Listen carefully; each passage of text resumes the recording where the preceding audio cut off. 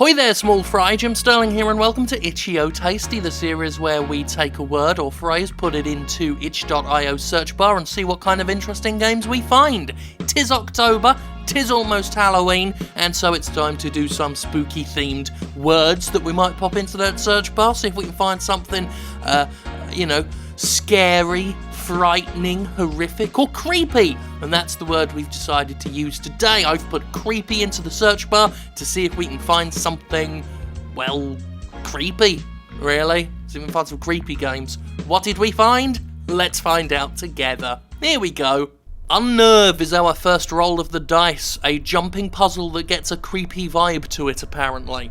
I don't know if I'd call it a jumping puzzle, unless there's something I don't know that I should be doing, and the puzzle is working out what to do. For the most part, it seems to be just walking around, and everything's generated in front of you, but like in a sort of pop-up manner.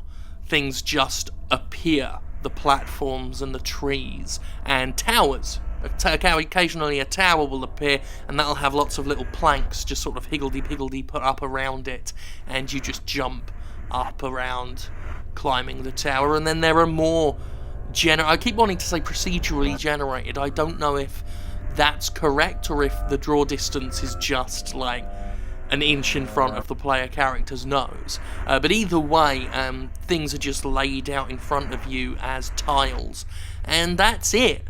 As far as I can tell, that's it. I wandered around, noises started happening, but nothing else really developed. It was just, there's some vaguely unsettling noises and more jumping and walking, and then I just kind of lost interest and stopped. So I'm afraid I can't really recommend this one. There's not a lot I can say in its favour, so I'm just gonna have to give this one a croup out of creep, because it's not that creepy. Next up is The Strange Game, which just about struggles to be called a game and isn't really all that strange. You walk forwards. No, that's it. You walk forwards.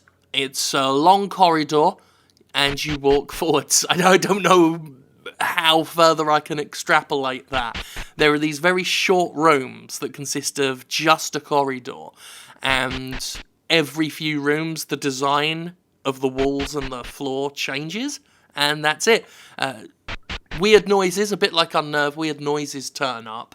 You'll get fairly stock noises, Silent Hill style noises, some whispering, some obligatory little girl laughter. You can turn around, you can walk backwards even, but once you've entered a corridor, you can't go back into a previous corridor. The way forward is the only way to progress. And honestly, after holding forwards and shift, because you can actually run, holding forwards and shift for ages and ages, I eventually just turned it off. Very much like Unnerve, I got nowhere and gave up because the game did nothing to grab my attention and keep me there. So yeah, again, hate to do it, because I feel like there's potential with this. Like, they could have made branching paths, some sort of maze-like thing.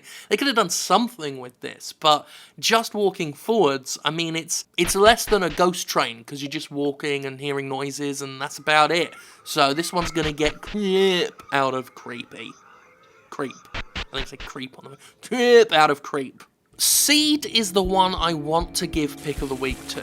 I really do, because I love the art style, I love the premise. The main character looks like it belongs in Silent Hill. This faceless, stitched, misshapen, swollen, barfing thing. Its face splits open and it vomits onto maggots. The maggots are trying to eat your apples, and the maggots drop booze when they die, and you pick the booze up, and that gives you more fertility so you can lay eggs, and then apples come out the eggs. I love that concept. I absolutely adore that concept. I love the art style. I love the sound effects. It sounds icky and ugh. This one really does bring the creep factor to this video and the selection of games I played, because that one actually, it is kind of skin crawly and visually and orally just... Ugh. The main problem comes when you run out of vomit and just get overwhelmed by maggots.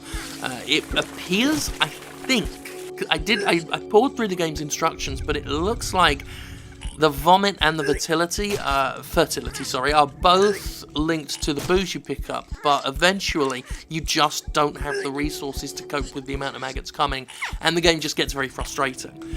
And I just never felt I could get very far with it, and eventually just threw my hands up in the air, and I didn't leave the game feeling very good about things. I didn't leave it on a positive note.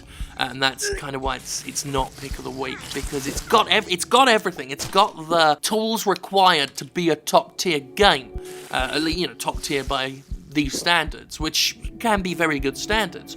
And with work, that has severe potential, something I really would love to see more of. But as it stands, this one's gonna get a creep out of creep. Stuffy platformer is sadly just not very good. It's just not very good. It's incredibly basic.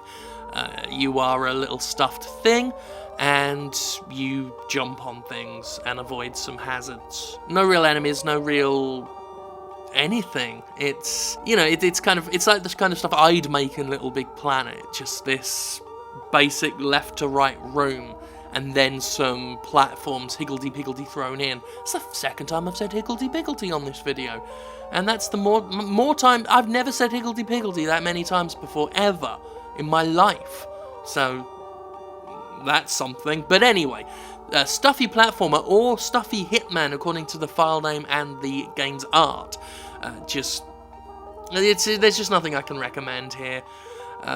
Eventually you get to the end of, I guess, the house, the level, the whatever, and you go through the wall, and then you're just walking forever. It just doesn't seem to end, or if it does, I ran out of patience before I ever saw the end, because the hazards and the platforms are gone by that point, and you are just moving. You may as well be playing the strange game at that point. So again, a little bit of a letdown, which is a shame, because all the games I've looked at, they had good, interesting opening sales pitches, but actually playing them, it was just a little bit of a letdown. So, Stuffy Platformer, again, can't really speak much in its favour, so this one's going to have to get a creep out of creep. Hackman. Now, this is another one with a lot of potential, though right now its execution is, I would say, a bit rough, a bit too rough to really get a full recommendation. They describe it as a creepy Pac-Man with axes, and that's vaguely true. It's vaguely true insofar as you are a character picking up round things, and there are monsters you can't fight unless you pick up a temporary power-up, at which point you can fight them. So, it's got the vague skeletal structure of Pac-Man, but otherwise it's a large open map with a ton of these eyeballs you gotta pick up. Far too many to be reasonable, as far as I'm concerned. And the power-up you pick up is an axe, and then once you get the axe you can run up to enemies and just hit the attack button and they explode in jibs and rib cages and things.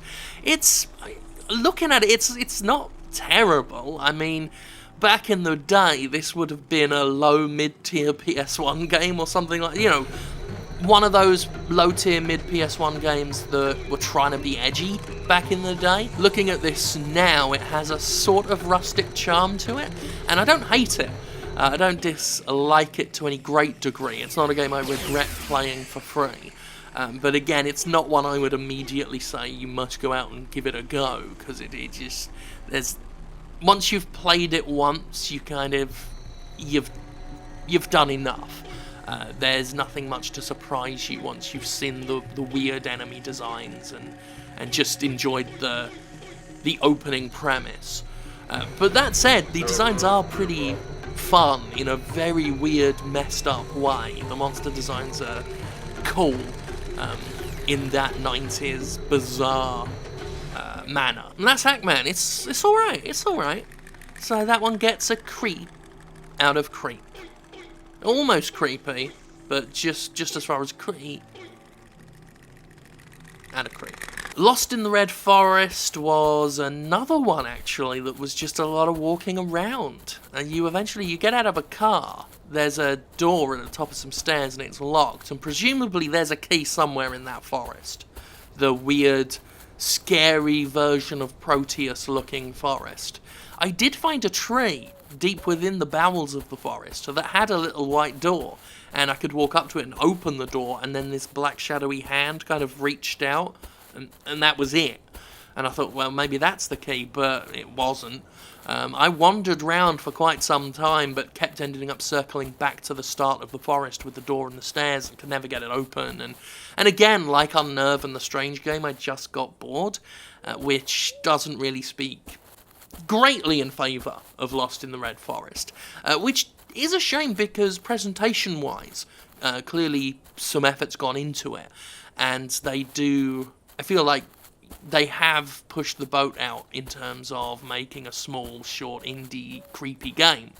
But, again, if I'm leaving it bored, then, that's a problem, and it's not something I can recommend. So, Lost in the Red Forest, I don't want to wander around forests looking for keys.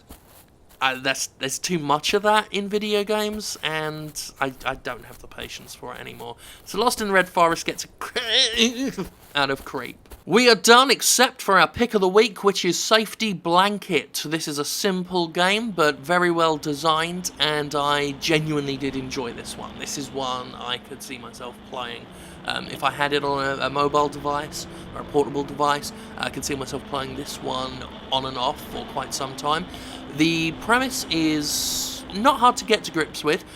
The main character, the little bald, kind of looks like a weird middle-aged Caillou, is asleep in bed, and their arms and legs are constantly shifting, and you've got to use the mouse to grip bits of the blanket and yank it over the limbs, because these creepy tentacles and at some point, a creepy face come out from the sides and try and grab at the limbs. And if they do that, and if they stay within the area of those limbs too long, the character wakes up and the game's over.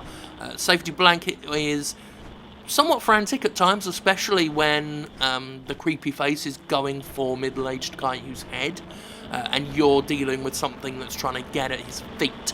I did like this one. Nice atmosphere, nice visual design, unique and fun gameplay. Safety Blanket, pick of the week, creepy out of creep.